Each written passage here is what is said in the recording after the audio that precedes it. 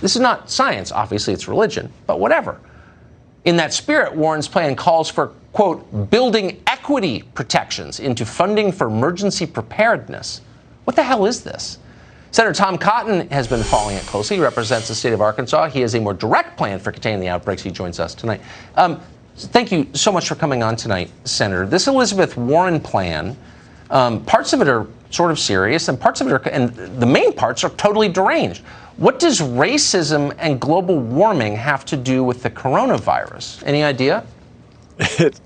Yeah, it's hard to figure on that one, Tucker. It seems like no matter what the circumstances, the answer is always more government and more of your tax dollars. Look, there's a very simple way to stop this virus from coming to America more than it already has, and that is to stop commercial air travel from the Chinese mainland to the United States. It's exactly what I've urged the Trump administration to do today, with, of course, caveats to make sure that American citizens and their family members can be evacuated and appropriately monitored. But that's the simple solution to this, not Medicare for all, the Green New Deal, to address what, as you say, could be a global pandemic. This is one instance in which Benjamin Franklin's maxim truly is correct. An ounce of prevention is worth a pound of cure.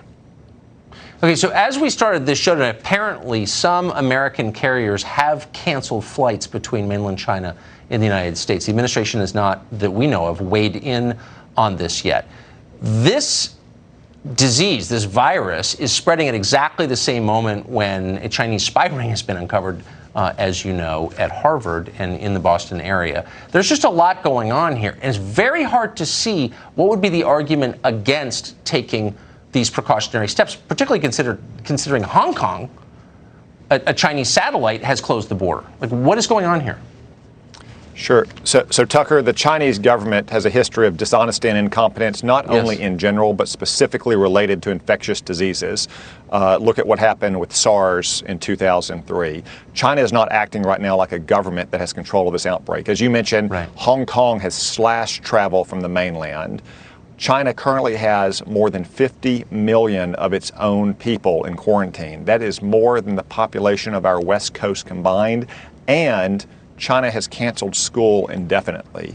No matter what they say, China's history and, more importantly, their actions in the last few days tell us that this is a severe outbreak that they do not have close to getting under control yet. Why am I watching impeachment coverage all day? I mean, you're in the United States. It's not your fault, of course, but you're in the Senate. So you're following this actual story. You're watching this garbage in Washington. Why are people focused on one and not the other? Well, Tucker, that's right. Anytime I come out of the impeachment trial for our brief breaks, it seems like there's been reports of another 1,000 people who have contracted this virus and a few more that have been killed. And when we wake up in the morning in America, I assure you those numbers will go up again.